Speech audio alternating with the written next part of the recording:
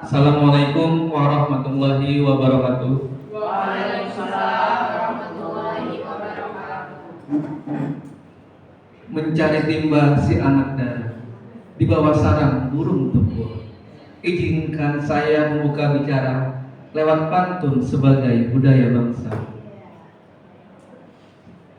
Ambil tali, simpulkan erat, di pohon aren akar terikat. Selamat bergabung Bapak Ibu guru hebat di acara diseminasi. Semoga nantinya mendapatkan banyak manfaat. Tanjung Morawa, kota berseri, kecamatan yang indah juga bermau. Mari kita mulaikan acara ini sekali lagi dengan ucapan basmalah. Bismillahirrahmanirrahim. Baiklah Bapak Ibu guru hebat yang sengaja diundang untuk acara diseminasi hari ini. Hari ini tanggal 26 Oktober 2023 kita adakan acara diseminasi budaya positif yang akan dibawakan nanti oleh Ibu Novi. Adapun lanjutan acara pada hari ini itu pertama pembukaannya akan dibawakan oleh saya. Berikutnya adalah kata sambutan yang akan dibawakan oleh Ibu Kepala Sekolah yang hari ini diwakilkan oleh Ibu Wakil Kepala Sekolah bagian Hubungan Industri, yaitu Ibu Eni Suslani, SPD MSI. Berikutnya langsung ke acara inti, yaitu diseminasi budaya positif dengan judul menyebarkan pemahaman dan penerapan pengalaman budaya positif di sekolah, yang akan dibawakan oleh rekan kita calon guru penggerak angkatan ke-9 Ibu Nobel Francisca SPD. Baiklah Bapak Ibu, tadi setelah kita buka dengan basmalah sebagai pembuka dari saya, kita masuk ke acara yang kedua, yaitu kata sambutan yang akan dibawakan oleh Ibu Kepala Sekolah yang hari ini diwakilkan oleh Ibu Kepala Sekolah, Wakil Kepala Sekolah bagian Hubungan Industri kepada Ibu Eni Suslani, SPD MSI. Saya persilakan. Baik, terima kasih Pak Gus. Assalamualaikum warahmatullahi wabarakatuh. Selamat siang dan salam sejahtera bagi kita semua. Alhamdulillahirrahmanirrahim. Wassalatu wassalamu ala asyrofil anbiya'i wal mursalin wa ala alihi wasahbihi ajma'in.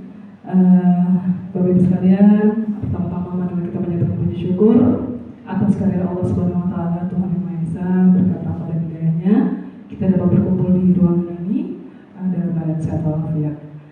Bapak Ibu sebelumnya menyampaikan salam dari Ibu Kepala Sekolah yang kebetulan saat ini berhalangan hadir karena sedang mengikuti kegiatan LKS tingkat nasional di Surabaya.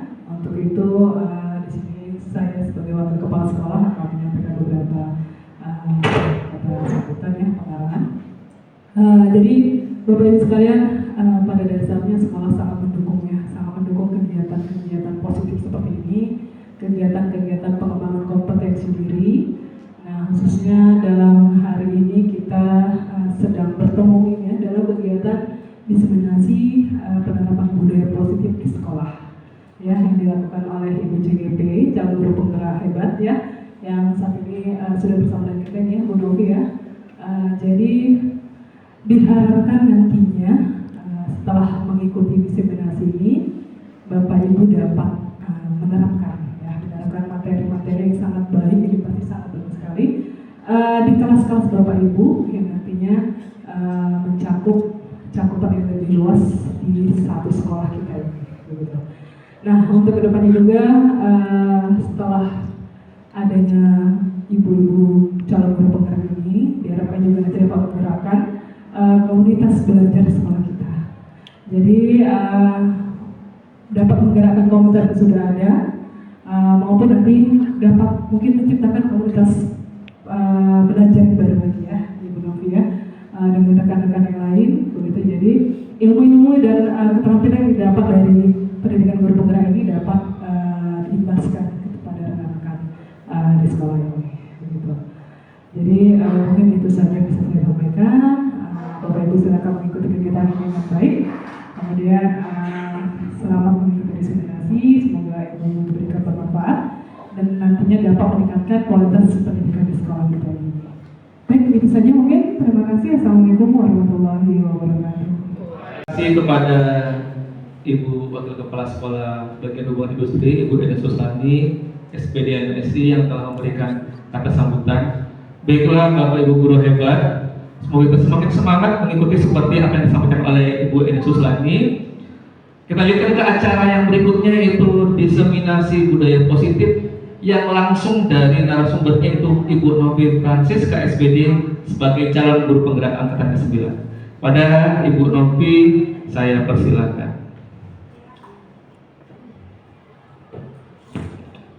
Terima kasih kepada Bapak Agus yang sudah memberikan kesempatan kepada saya untuk memberikan diseminasi kepada Bapak Ibu guru hebat di SMK Negeri 1 Tanjung Merawa ini.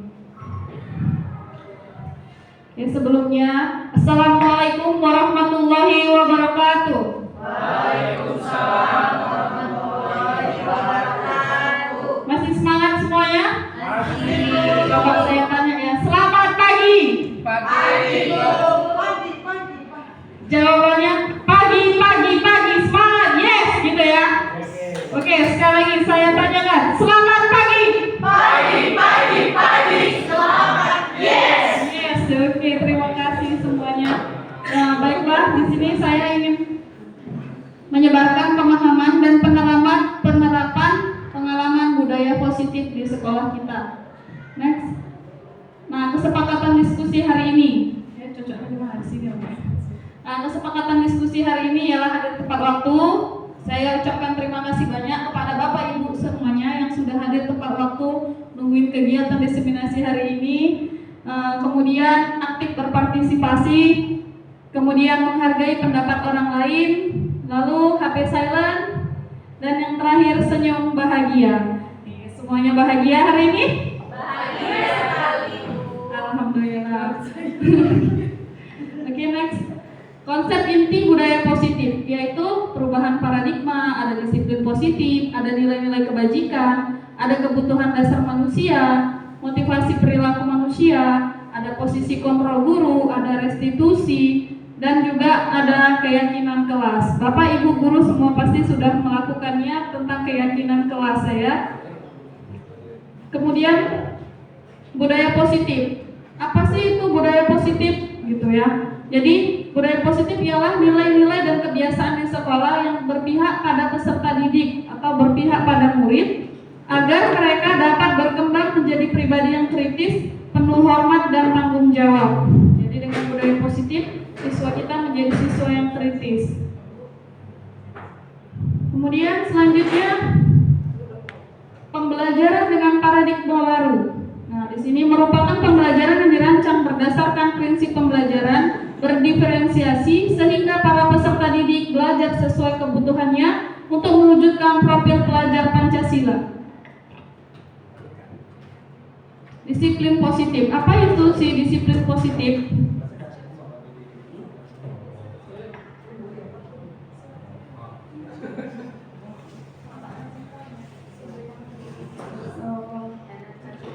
Oke, disiplin positif itu ialah sikap mental yang dimiliki seseorang agar sadar mematuhi peraturan yang berlaku dimanapun ia berada. Disiplin diri dapat membuat seseorang menggali potensinya menuju pada sebuah tujuan, sesuatu yang dihargai dan bermakna.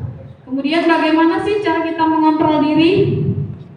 Bagaimana menguasai diri untuk memilih tindakan yang mengacu pada nilai-nilai yang kita hargai? Selanjutnya.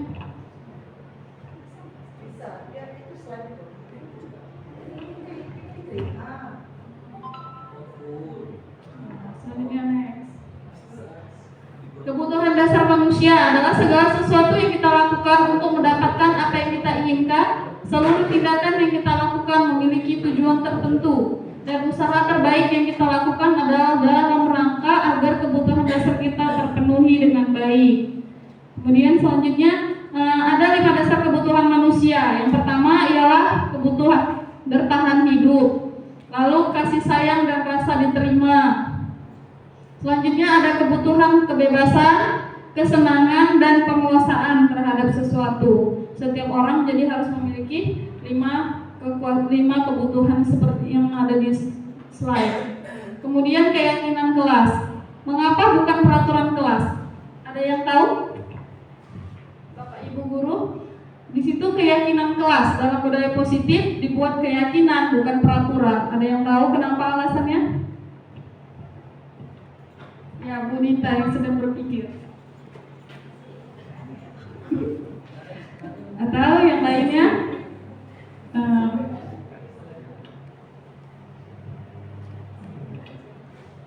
Oke. Saya boleh. Boleh. Oh iya. Mohon maaf, Bu Novi, walaupun saya sebagai moderator, saya juga guru ya, Bu. Ya boleh ya, Bu ya, peserta ya, Bu. Menurut saya kalau keyakinan kelas itu kan yang kita yakini bersama, bukan peraturan yang dibuat individual gitu. Menurutku guru aja gitu, bukan. Jadi kalau ada keyakinan kelas itu berarti kesepakatan antara nggak hanya gurunya saja, tapi mungkin menurut saya semua warga kelas ya. Menurut saya seperti itu, guru dan murid. Oke, baik sekali. Kata Pak Agus, tepuk tangan sekali. Kata Pak Agus tentang peraturan itu hanya gurunya saja. Sedangkan kalau keyakinan kelas nggak hanya gurunya, tapi juga melibatkan siswanya. Seperti itu ya. Jadi keyakinan kelas terbentuk atas dasar kesepakatan semua siswa dengan tuntunan dan bimbingan guru. Nah, jadi biasanya kalau kita buat peraturan yang tertempel di depan sekolah itu memang sudah kita yang membuat gurunya. Tapi kalau dia keyakinan, semua siswa juga ikut membuat keyakinan kelas seperti itu. Jadi keyakinan kelas merupakan hasil diskusi mufakat bersama apa saja yang menjadi aturan yang dituangkan, poin apa saja yang dimasukkan dalam keyakinan kelas, serta apa saja konsekuensi yang diterima jika kita melaksanakan atau melanggar keyakinan tersebut. Jadi kita sekalian membuat konsekuensinya, seperti kalau di peraturan kita ada poin-poin pelanggarannya seperti itu. Membuat keyakinan kelas. Yang pertama dengan cara curah pendapat atau diskusi, menanyakan gitu. Bertanya kepada siswa apa saja menjadi nilai-nilai kebajikan di kelas. Kemudian menetapkan atau memilih apa saja nilai yang akan dijadikan keyakinan kelas. Kemudian yang ketiga, menetapkan hanya 3-7 poin nilai keyakinan kelas sehingga tidak terlalu banyak. Lalu menentukan konsekuensi jika warga kelas melaksanakan atau melanggar kesepakatan yang sudah dibuat. Nah, barangkali selanjutnya nanti akan kita buat tentang khusus keyakinan kelas gitu. Lanjut, selanjutnya ada restitusi. Apa sih restitusi? Ada yang tahu nggak? Pernah dengar sebelumnya? Pernah dengar sejenis apa, makanan, minuman? Pernah. Oke, restitusi. Ayo Bu Ulfa katanya pernah lagi. Terima kasih. Restitusi menurut saya proses menciptakan kondisi bagi murid untuk memperbaiki kesalahan mereka. Berarti mungkin seperti refleksi ya, saya rasa ini bagaimana dia memperbaiki kesalahan-kesalahan yang tidak sesuai untuk memperbaikinya lebih baik. Menurut saya seperti itu, Bu Novi. Ya, baik sekali. Kata Bu Ulfa tadi, restitusi itu seperti umpan balik atau siswa yang memberikan masukan kepada gurunya, seperti itu. Ya, benar sekali ya. Tekan dulu buat Bu Ulfa. Ya, restitusi proses menciptakan kondisi bagi murid untuk memperbaiki kesalahan sehingga mereka sadar bahwa apa yang mereka lakukan itu tidak benar dan mereka berupaya untuk memperbaikinya, punya komitmen untuk merubah perilaku tersebut. Itu seperti contohnya misalnya mereka terlambat, kenapa terlambat, mereka menyadari dan besok-besoknya mereka bisa tidak terlambat dengan kesadarannya sendiri, seperti itu. Next. Langkah melakukan segitiga restitusi, di antaranya jadi ada 3 langkah dalam melakukan melakukan restitusi. Yang pertama itu menstabilkan identitas, kemudian validasi tindakan yang salah, lalu menanyakan keyakinan. Nah, di sini ada hukuman dan konsekuensi. Jadi budaya positif itu tidak terlepas dari masalah-masalah yang ada di sekolah kita. Makanya karena banyaknya masalah, muncullah dia budaya positif agar siswa-siswa secara sadar menghindari atau tidak melakukan kesalahan itu. Jadi biasanya saya pribadi sebagai guru BK selalu memberikan hukuman dan konsekuensi kepada siswa. Ternyata hukuman itu membuat identitas siswa itu gagal. Kenapa? Karena murid atau anak menyembunyikan kesalahannya, lalu mencoba mengontrol anak dengan penguatan negatif, ya kan? Saya jadi mengoreksi diri saya juga seperti itu. Kemudian kalau dia identitas sukses itu dengan diberikan konsekuensi atau restitusi. Yang paling berperan itu ialah restitusi. Kenapa? Karena di restitusi murid atau anak itu belajar memecahkan masalah. Ya Bapak Ibu, kalau dia konsekuensi tetap diberikan, namun dia tidak membuat siswa itu berubah. Karena konsekuensi itu membuat anak taat peraturan saat kita awasi atau saat ada gurunya, seperti itu. Tapi kalau sudah direstitusi, dia akan sadar dengan sendirinya tanpa ada gurunya. Jadi kalau dia direstitusi, anak paham bahwa dirinya sendiri yang pegang kendali kontrol. Kemudian anak tidak kehilangan waktu, namun bersemangat untuk memperbaiki diri. Kemudian kalau dia dihukum, pasti dampaknya bisa marah-marah, rasa salah, ya seperti yang sehari-hari kita lakukan itu. Mungkin Bapak Ibu pernah melakukan hukuman atau pernah juga memberikan konsekuensi, dan barangkali juga pernah melakukan restitusi, cuma mungkin belum tahu apa istilahnya namanya, seperti itu ya kan. Coba kita lihat ini lari mengelilingi lapangan, siapa yang bisa jawab termasuk apa? Konsekuensi atau hukuman? Menurut saya itu hukuman. Lari mengelilingi lapangan, hukuman. Oke, kita simpan jawabannya. Membersihkan coretan yang dibuatnya di meja tulis. Konsekuensi. Konsekuensi ya, kita jawab, kita kunci jawabannya. Yang nomor 3. Tadi Bu Nita mau jawab. Oh, kita mau jawab. Murid diminta untuk push up 15 kali karena tidak menggunakan masker ke sekolah. Menurut Ibu? Itu hukuman. Menurut Ibu hukuman. Kita simpan jawabannya. Mengganti kertas teman yang dicoret-coret. Menurut Bapak? Konsekuensi. Baik. Berdiri di depan kelas sambil mengangkat kaki satu karena tidak bisa menjawab. Saya mau jawab. Hukuman. Hukuman ya Pak? Ya, baik, hukuman. Lari mengelilingi lapangan basket 2 kali karena terlambat di sekolah tadi. Hukuman. Baru membersihkan coretan dibuat di meja tulis. Konsekuensi. Coba kita lihat slide selanjutnya. Ya, coba lihat jawabannya benar atau salah.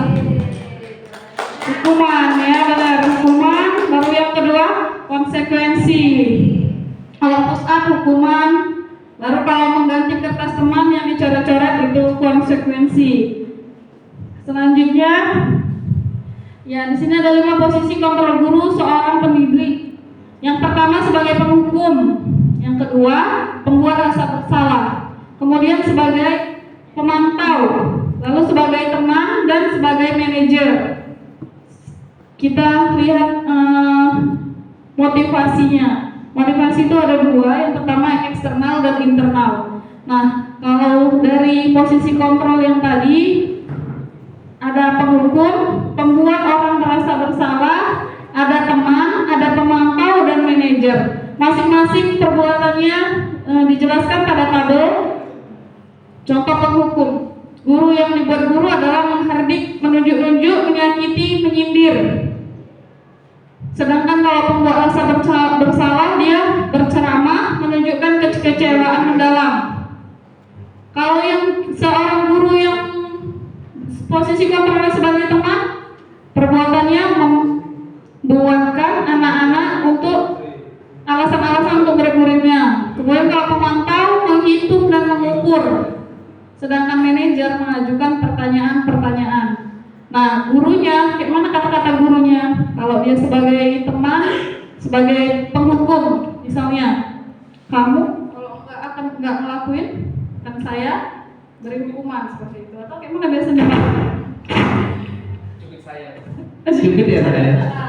Kalau kamu tidak datang lagi besok, akan saya SPO, kayak seperti itu. Biasa bonafit ya. Ya, memang iya. Kemudian membuat orang merasa bersalah. Kamu sudah mengecewakan ibu, bapak, orang tuamu, gak kasihan kamu sama ibu, kan seperti itu biasanya ya kan. Kemudian kalau dia teman, lakukan untuk bapak ibu. Ya sudah, kalau kayak gitu besok jangan diulangi lagi ya. Ya kan? Kira-kira seperti itulah bagi teman. Baru kalau sebagai pemantau, kayak mana ini? Apa nih peraturan kita ini? Coba kamu baca dulu. Terus atau apa konsekuensinya? Kamu udah saya panggil 2 kali orang tuamu, sekarang masih kau buat juga. Bagaimana selanjutnya? Nah seperti itu. Masih posisi pemantau. Terus kalau posisi manajer seperti apa? Apa yang kita yakini untuk masa depanmu? Ya jadi suaranya itu lebih lembut kepada anak-anak untuk membuat dia sadar gitu apa yang sudah dilakukannya itu salah. Terus kayak mana nih jadinya kelanjutannya? Kamu kira-kira punya solusi nggak seperti itu? Ya, jadi itu hasil-hasilnya ialah lebih menguatkan watak atau karakter pada posisi manajer. Sedangkan kalau pemukul, siswa akan memberontak, pendendam, dan menyalahkan orang lain. Kemudian menyembunyikan, kalau dia pembuat rasa bersalah, menyembunyikan dan berbohong. Sebagai teman dia ketergantungan karena ngerasa dekat sama gurunya, lah nggak apa-apa itu sama ibu itu gitu. Terus kalau pemantau dia menyesuaikan, bila ada guru yang menengoki dia nggak berbuat, sedangkan kalau diawasi dia berbuat salah seperti itu. Jadi memang paradigmanya budaya positif ini adalah sesuai dengan kurikulum merdeka, yang siswa itu merdeka, dia tidak terikat, dia bebas melakukan apapun, tapi tetap dengan kontrol gurunya sebagai manajer. Next, jadi posisinya sebagai penghukum. Seorang penghukum bisa menggunakan hukuman fisik atau verbal. Selanjutnya, pembuat rasa bersalah. Guru akan bersuara lebih lembut, akan menggunakan keheningan yang membuat orang lain merasa tidak nyaman. Ya, jadi pelan dia. Terus selanjutnya sebagai teman, guru posisi ini tidak akan menyakiti murid, namun akan tetap berupaya mengontrol murid melalui persuasif. Ya, jadi kita kayak CS lah sama anak-anak ya kan, maksudnya pendekatan. Besti lah. Iya, tapi kalau kayak gitu anak-anak jadi mengke ya kan, karena merasa dekat sama gurunya. Selanjutnya pemantau. Nah ini kalau pemantau masih bisa disegani sama siswa karena dia hanya mengawasi apa yang dilakukan, dia takut kok salah gitu. Tengok ibu itu balik lagi lah gitu ya kan. Selanjutnya manajer. Nah kita diharapkan sebagai manajer. Jadi manajer di sekolah kita ialah kepala sekolah. Jadi manajer siswa itu adalah kita gurunya gitu. Jadi segala sesuatu yang kita lakukan, siswa lakukan, guru menegurnya, guru menanya kenapa kita melakukan salah, kenapa ini. Tapi dia tetap mendukung dan memberikan solusi kalau kita salah gitu. Sama seperti kepala sekolah kita ya kan. Kalau kita salah kan tetap diingatkan, tetap diberikan arahan, Bapak Ibu seperti ini harusnya gitu, jangan nggak gini, jangan sampai kelas ditinggalkan misalnya. Sama seperti kita kepada siswa itu sebagai manajer. Kalau kita manajernya, anak-anak ibu besok jangan terlambat, bangun lebih awal, atau pergi lebih cepat gitu ya kan. Selanjutnya kita lihat videonya. Iya, ada nggak videonya? Saya agak kurang mudeng kalau nggak pakai video. Ya Bu lupa, lebih menarik ya Bu lupa ya. Pak Guci suka nonton video Pak Guci. Oke, kita lihat di sini volumenya berapa? Ada video.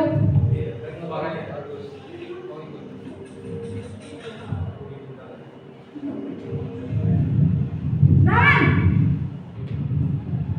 sini kamu. Selalu terlambat. Kamu deh, pasti terlambat. Apa? Apa coba? Alasan kamu apa lagi? Kapan sih kamu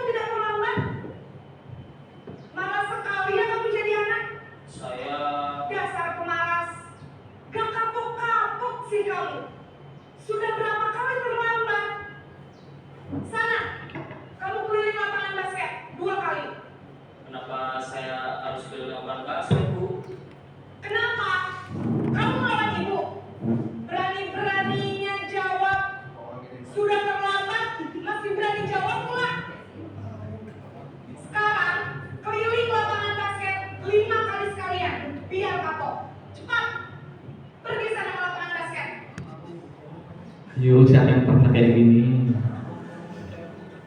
Saya Dewa.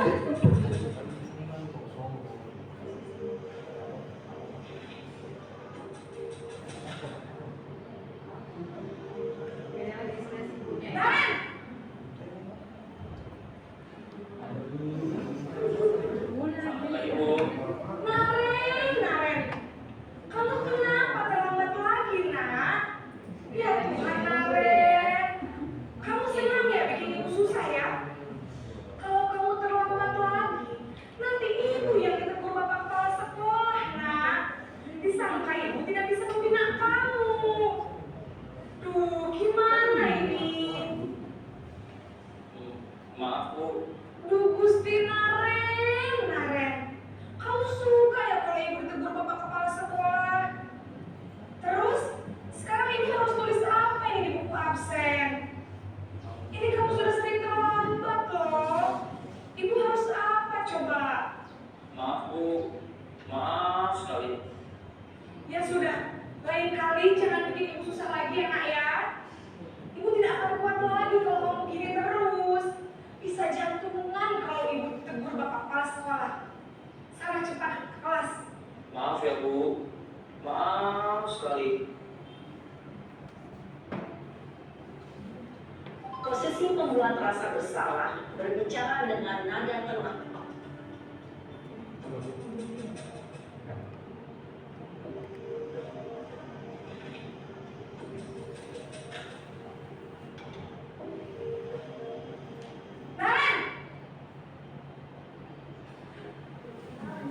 Tiap hari ya si Naren terlambat ya.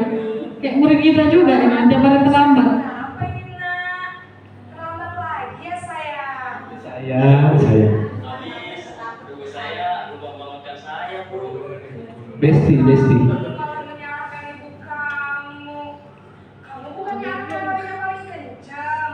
Kok terlambat sih? Dikasih pujian dulu. Iya Bu, saya memang terlambat bangun tadi. Jadi, biarpun saya lari kencang, tetap kencang Bu.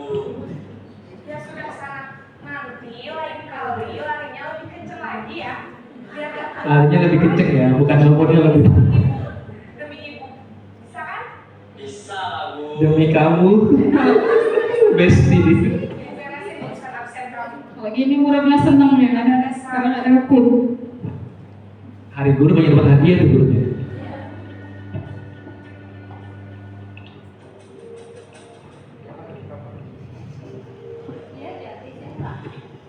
Lima kali terlambat. Naren! Aduh, tiap hari terlambat. Selamat pagi Bu. Naren, apa peraturan sekolah kita tentang jam berapa kita harus masuk sekolah, nak? Kita harus di sekolah jam 7 Bu.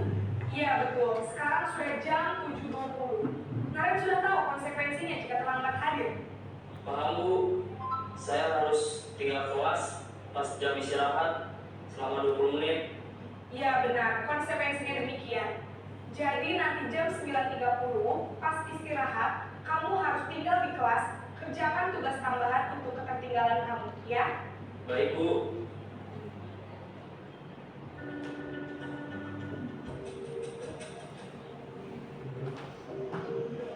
Yang terakhir ya, sebagai manajer.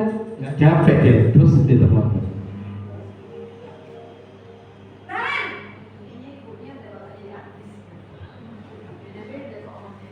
Selamat pagi Bu. Selamat pagi Naren. Maaf Bu, saya terlambat. Iya, sekolah masuknya jam 7, sekarang sudah jam 7.20. Jadi sekarang bagaimana nih Naren? Maaf Bu, saya lupa setel alarm saya semalam. Baiklah, menurut kamu, keyakinan sekolah yang mana yang perlu kamu tingkatkan?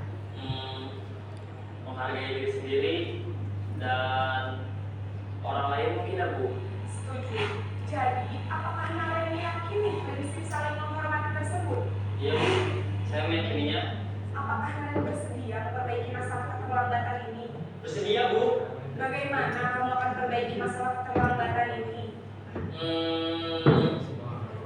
Saya akan coba untuk tidak lupa menyetel alarm saya Bu. Baik, kalau Naren lupa menyetel alarm di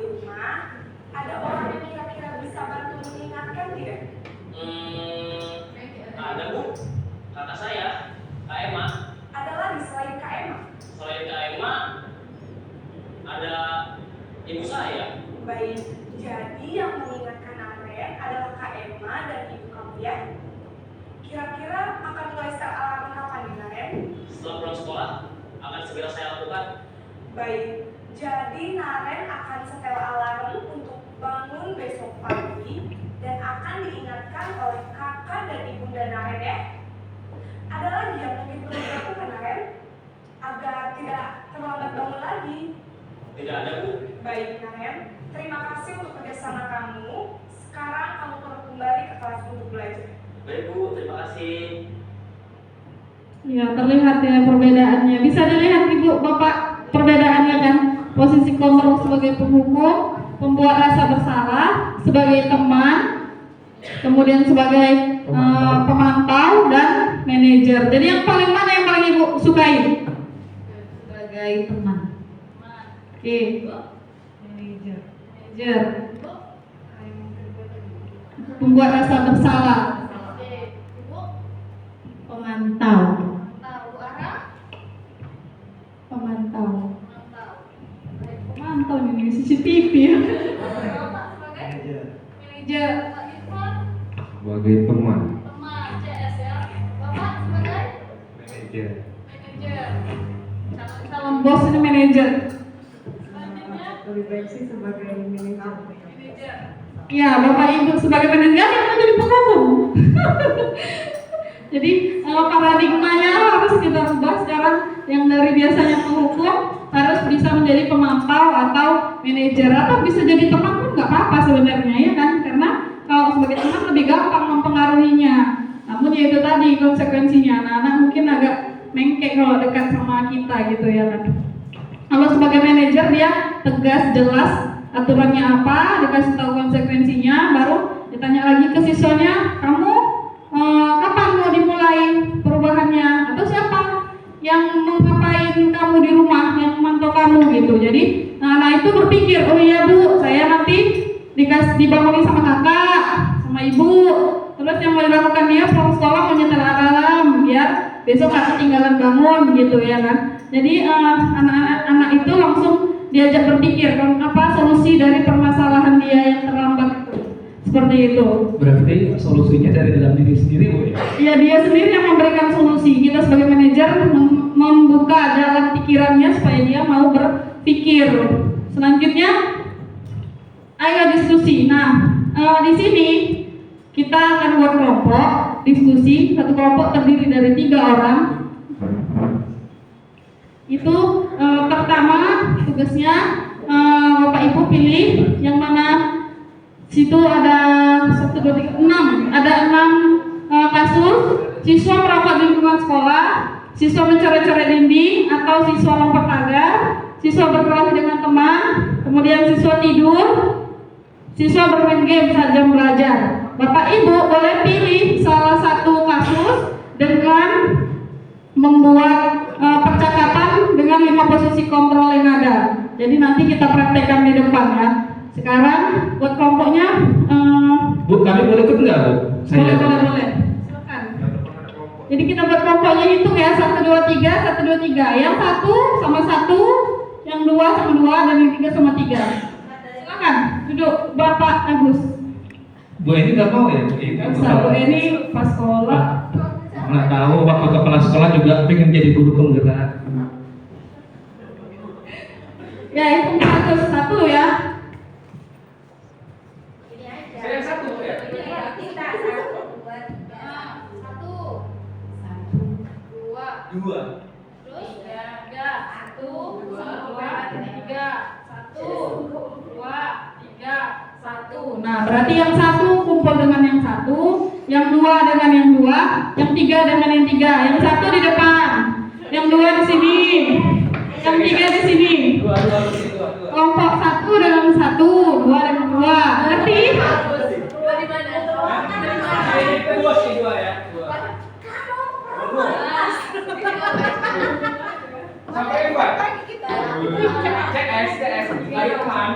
Ya, Bapak Ibu bisa pilih yang mana, nggak boleh sama ya. Kelompok 1 masalahnya apa? Kelompok 1 masalahnya tentang apa? Boleh pilih. Jadi biar nggak sama. Kelompok 1 sini. Siswa merokok, ya, merokok di lingkungan sekolah. Kalian nggak apa-apa. Kayaknya kan mendampingin ini ya. Apa ya calon-calonnya ya? Ini yang kedua, pilih yang mana masalahnya, kasusnya. Bapak Ibu. Yang tempat seperti di kelas, kita bermain game. Orang ini udah merokok tadi. Nah, lanjut, lompat pagar. Lompat pagar. Ini nomor 3. Di kelas. Oh ya, bukan yang belum saya kasih.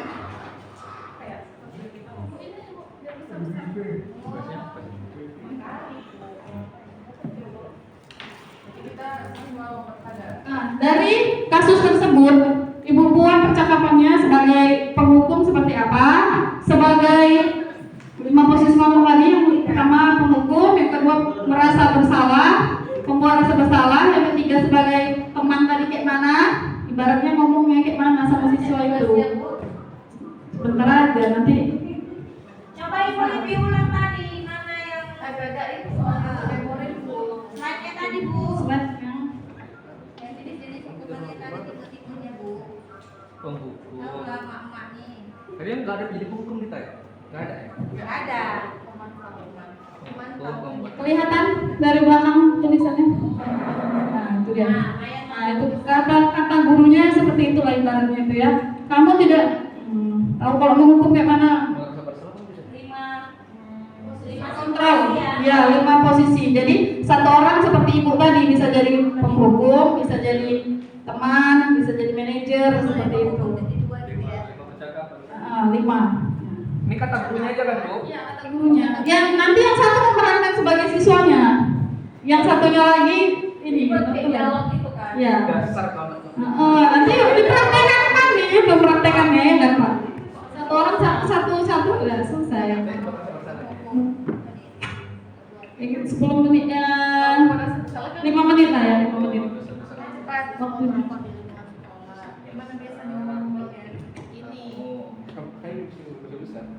Siapa yang biasa Nokoin apa Membohong kamu sama orang tua. Bisa dilihat dari guru berkata itu, guru berkatanya itu. Kata-katanya langsung aja. Terserah lah, kata-kata terserah menurut kamu manggilnya apa? Nama siswanya siapa? Si John Bohong orang tua nih apa? atau si X? Disuruh sekolah. Disuruh sekolah. Rizky Batubara, itu tadi ya. Lo ada yang Malam pagi. dia langsung Kata-kata durhaka kamu. Durhaka.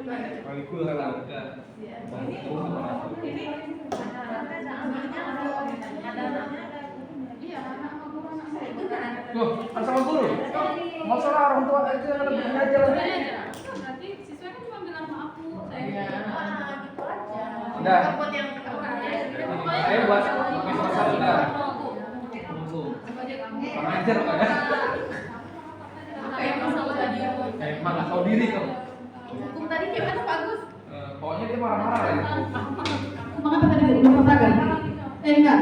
Tidak ada kelas. Misalnya penghukum. Kamu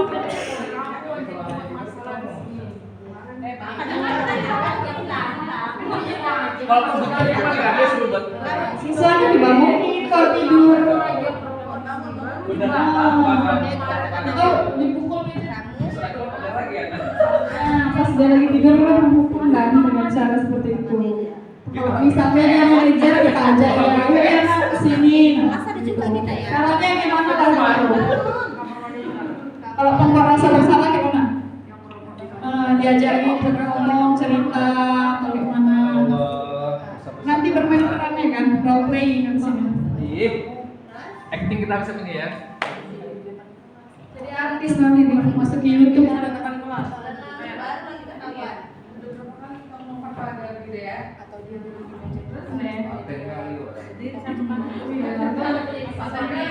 Bisa juga sama memukul badannya ciknya ya kan. Kalau kena gerem misalnya.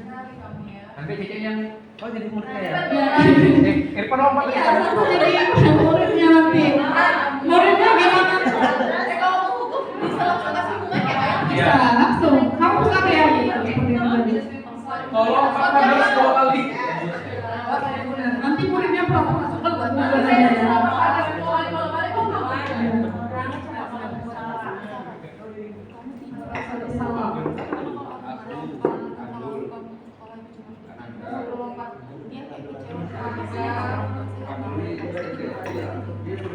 Bolak balik 10 kali. Bolak balik ya.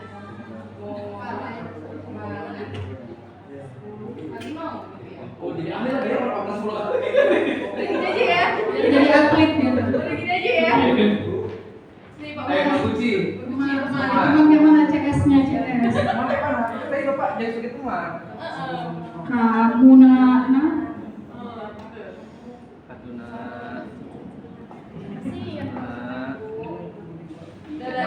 Besok mau makan Weekend mana lagi ya Pak?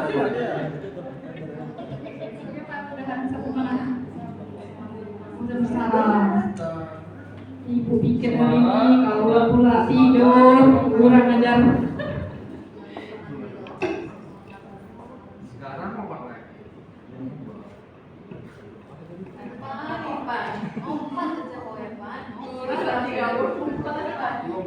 Satu lompat.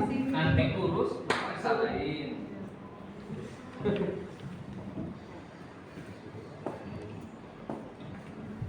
Nah, baru teman CS di SD ya Bang.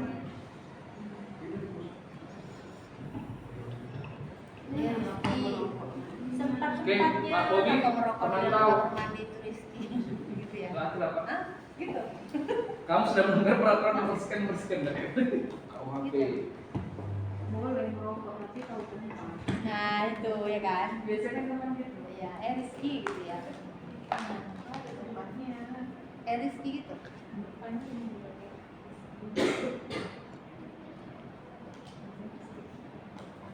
Ini Guci namanya. Nah, ada yang siap? Bentar lah, Bu. Bentar. Kita mau presentasi duluan yang udah selesai. Sempatnya kau merokok di kamar mandi. Siapa yang jadi muridnya, siapa yang jadi gurunya ya? Pak Guci muridnya, Bu. Kan udah milih sepakat Pak Guci muridnya kan? Gimana, Dek?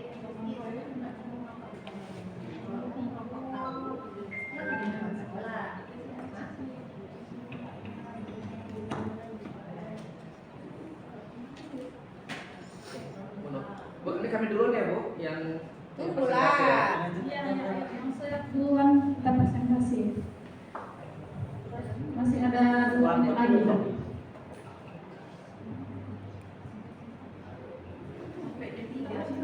Apa lagi? Pemantau, Dek. Pemantau.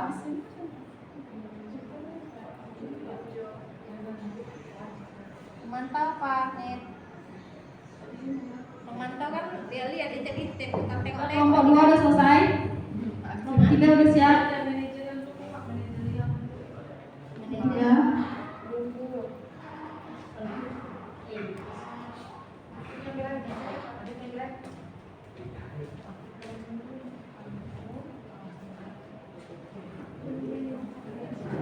Keempat sebagai pemantau. Pemantau itu kata-katanya apa peraturan kita? Apa konsekuensinya? Apa yang telah kamu lakukan? Apa yang telah kamu lakukan gitu? Apa yang terjadi sekarang? Apa yang udah kamu lakukan? Alasannya tadi ketiduran malam. Misalnya kalau ketiduran berarti begadang.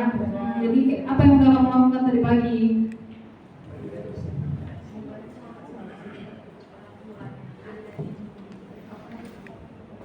Ukur menghitung. Udah, kelas kelompok 2 sudah selesai. Sudah Bu. Apa peraturannya? Kalau tidur di kelas kayak mana kita buat ini ya?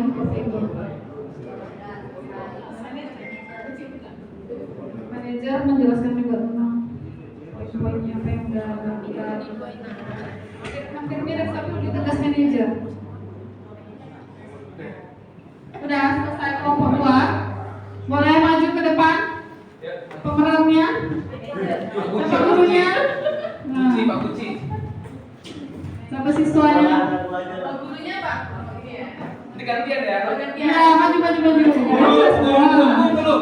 Perempat kalau cuma orang 3. Dia lompat pagar, Pak Guci lah, pokoknya Pak Guci dia sesuatu. Kamu itu macam mana lompat pagar? Pak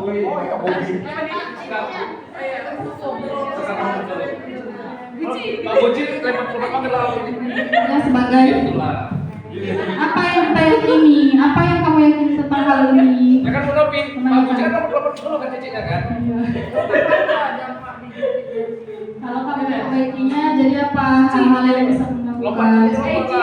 Oke, baiklah, bersama-sama kita saksikan penampilan dari kelompok 2 yang akan mempresentasikan masalah apa tadi?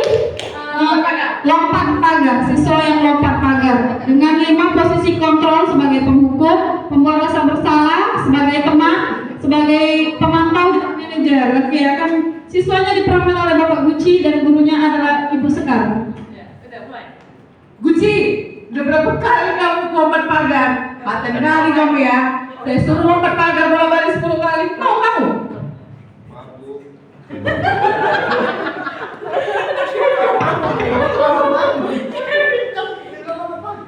Lalu apa?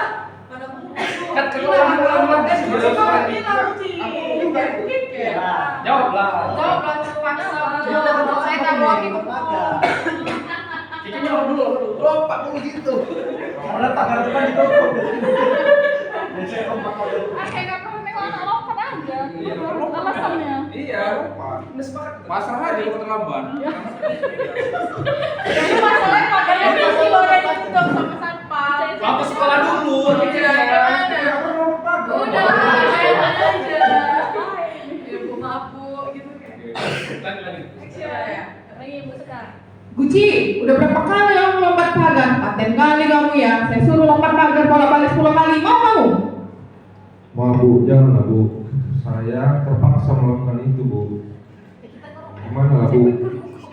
Saya terlambat bangun, atribut gak lengkap. Kalau lewat piket masih kena tangkap Bu. Dihukum lagi ya kan? Dimalukan, dibuat malu sama siswa-siswa lain. Selanjutnya sebagai Lompat rasa bersalah. Sama aja nih. Sama aja. Lompat dulu lah. sedikit aja jawaban tersangka. Ya Allah, Guci, dosa besar kamu nak. Lompat pagar, berbohong kamu sama orang tua. Suruh sekolah baik-baik, malah lompat pagar. Durhaka kamu sama orang tua, Guci. Kira-kira dia seperti apa lagi, Guci? Ya Allah, Guci.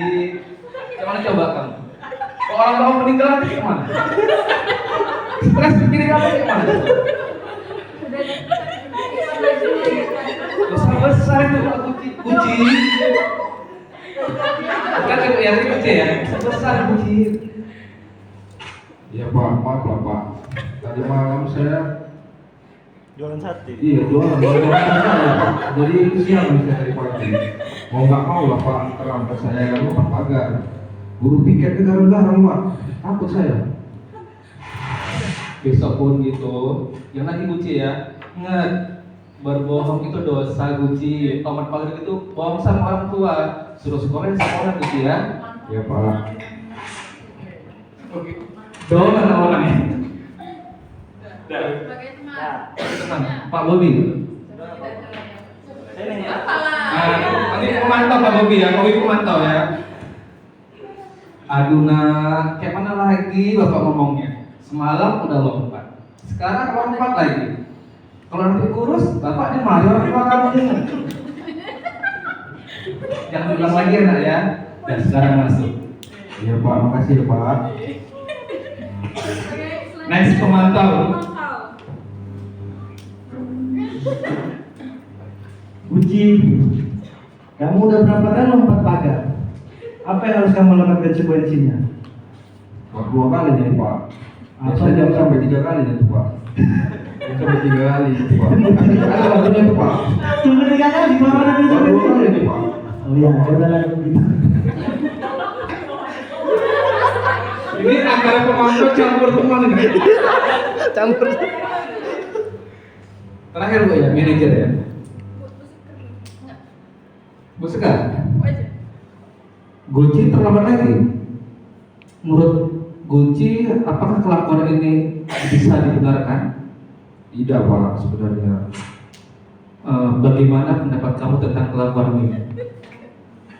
Baik Pak, saya akan berusaha lebih baik lagi, biar nggak lompat pagar lagi, biar nggak terlambat lagi. Saya usahakan Pak, bagaimanapun caranya. Kalau abang dulu, alasannya kenapa lompat pagar? Terlambat bangun Pak, setiap hari saya terlambat bangun. Kira-kira bagaimana caranya biar Buci nggak terlambat bangunnya? Ya, tidurnya lebih cepat, bangun lebih pagi, ya Pak, itulah konsekuensi sebagai siswa kan Pak. Ya. Mulai kapan mau dilakukan nggak tidur malam, bangun pagi, mulai kapan Bang? Saya usahakan Pak, saya usahakan hari ini juga saya usahakan. Terima kasih Buci ya. Oke, silakan masuk. Ini kita berikan proses yang berikan untuk kelompok 2 dan selanjutnya kelompok 1. Beri tepuk tangan kelompok 1 supaya tetap semangat.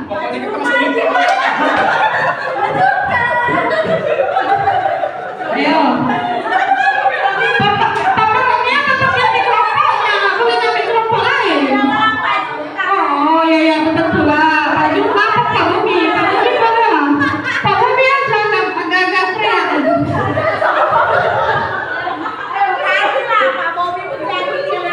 Laki-laki cuma sedikit soalnya. Pak Jumlah, jadi siswa bandel. Ini perempuan semua ada yang merokok. Ya, Bang Agus. Jadi anak bandel. Aduh, viral nanti aku nih. Kau Pak gurunya ya sebagai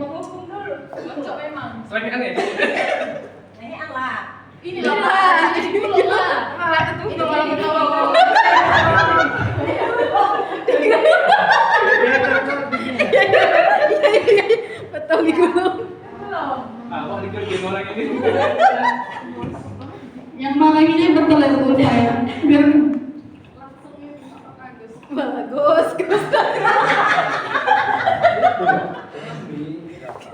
ayo next.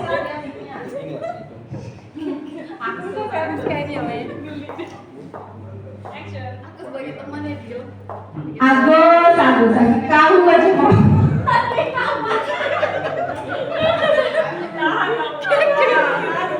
Aku nggak bisa. Tadi lain Ada bad boy nih.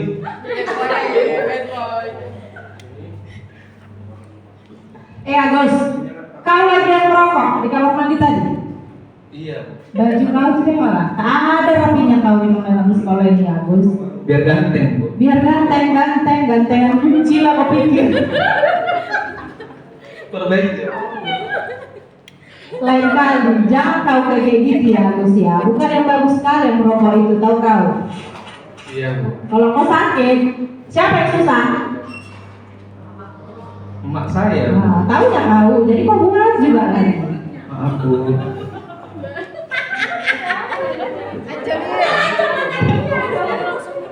Aku teman. Aku aja teman. Kami tak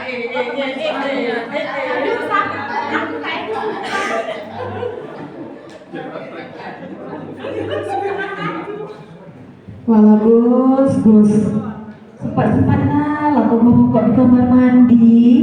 Kalau mau ngerokok janganlah di sekolah. Gimana kok bisa di sini lah? Gimana lah Bu? Siap makan nggak enak nggak merokok Bu? Kencet ya mulutnya. Iya Bu. Gimana nih Bu? Ada bonbon. Boleh lah Bu, gratis kan Bu?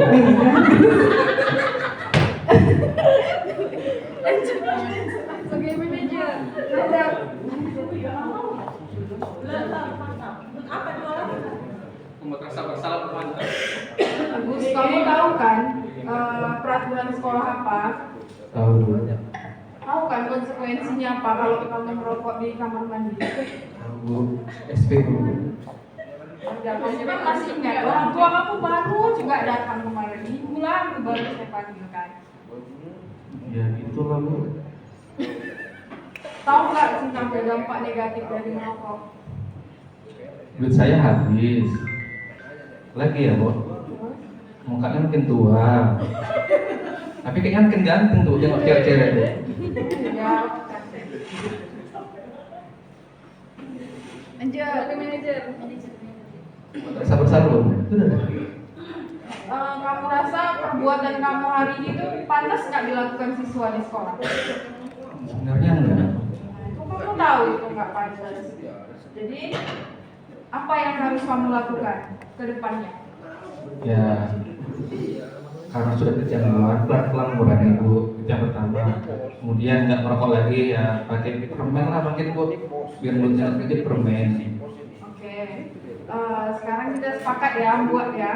Perjanjian kamu pelan-pelan berubah untuk tidak merokok lagi, tidak hanya di sekolah maupun di luar sekolah. Siap Bu. Habis. Oke, beri tepuk tangan untuk kelompok 1. Selanjutnya kelompok 3. Oke, tantangan Pak. Oke, next saja, skip ya. Boleh ditantangkan ke Ulfa. Oke, selanjutnya Bang.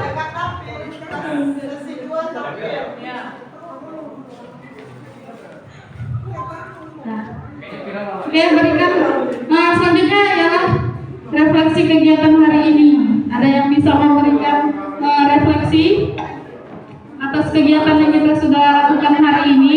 Tadi kita sudah mengetahui perbedaan sebagai posisi kontrol guru apa-apa aja dan apa sih yang kita rasakan. Boleh diberikan refleksinya, Bu Sekar? Ya, sebagai apa perasaannya, gimana setelah mengetahui posisi kontrol guru? Yang lain, Pak Etan boleh? Bagus. Oke Bapak Ibu ya, saya ingin refleksi. Pertama, hari ini saya dapatkan ilmu yang banyak bermanfaat untuk kita semua. Budaya positif itu adalah keseharian dari sekolah sebenarnya Bu ya. Tentang bagaimana posisi kontrol guru. Terkadang saya juga ada yang merasa bersalah, manajer dan seperti itu. Kemudian yang saya rasakan hari ini tuh saya senang kali, senang bisa berbagi peran hari ini, praktek langsung dengan guru-guru di sini, berkolaborasi di sini bersama komunitas guru belajar SMK di Sultan Perawan. Senang sekali, bahagia, mudah-mudahan kegiatan ini terus ada kontinunya, ada keberlanjutannya. Bukan hanya budaya positif aja, tetapi ada yang lainnya yang didapat dari pembelajaran yang didapatkan dari guru penggerak. Saya yakin diseminasi dari guru-guru penggerak itu sangat bermanfaat untuk secara saya pribadi dan untuk kawan-kawan yang lain. Itu saja Bu, terima kasih. Oke, terima kasih kepada Pak Agus. Beliau keterangan berbantu. Yang berperan merokok, padahal tidak merokok ya. Iya. Oke, selanjutnya ada yang mau memberikan refleksi? Bu Ulfa, silakan. Terima kasih Bu Novin.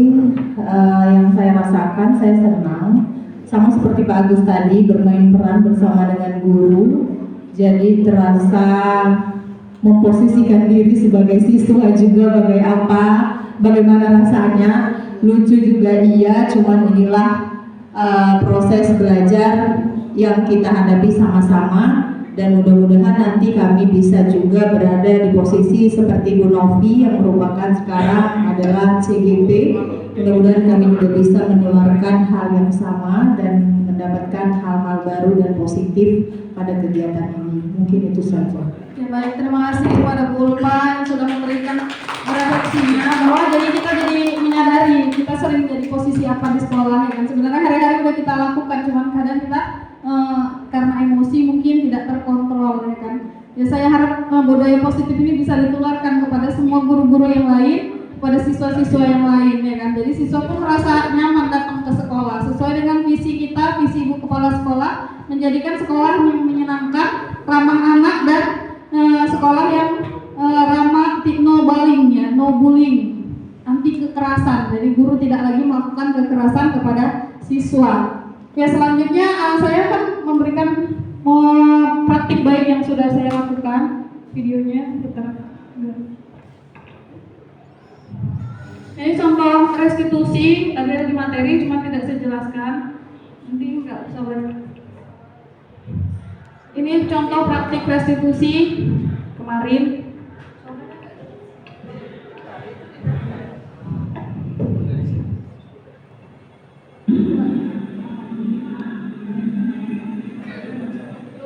Bisa lagi tuh volume apanya itu suaranya.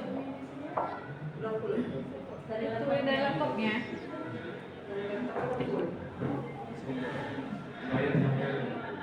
Itu dibawa kan bisa digeser itu. Itu ditempelin di situ apa nih?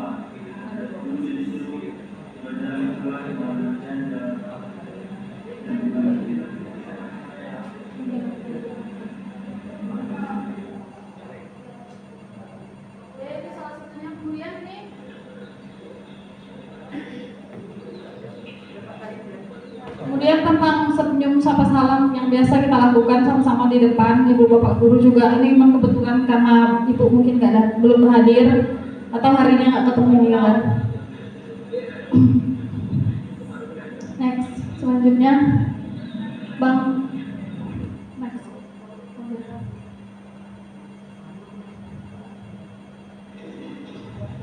Selanjutnya senyum sapa salam anak-anak. Oke, udah.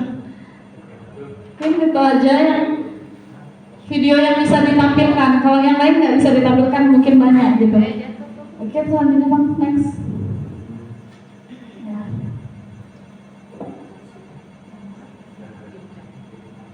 Ya, jadi kesimpulannya kegiatan hari ini ialah posisi kontrol guru dapat menentukan arah perilaku siswa terhadap diri kita. Perasaan dan empati siswa tentu akan berbeda terhadap apa yang kita lakukan dalam mengatasi masalahnya. Setelah itu, setelah mengetahui kita lebih sering menjadi apa, tentukan sikap mana yang akan kita pilih. Nanti setelah ini kita mau jadi apa? Apakah mau jadi penghukum atau menjadi manajer? Seperti itu. Jadi sama-sama kita perbaiki, sama-sama kita berubah, sama-sama kita bergerak. Baik, itu aja yang dapat saya sampaikan. Lebih dan kurang saya mohon maaf. Saya akhiri dengan wabillahi taufiq wal hidayah. Assalamualaikum warahmatullahi wabarakatuh.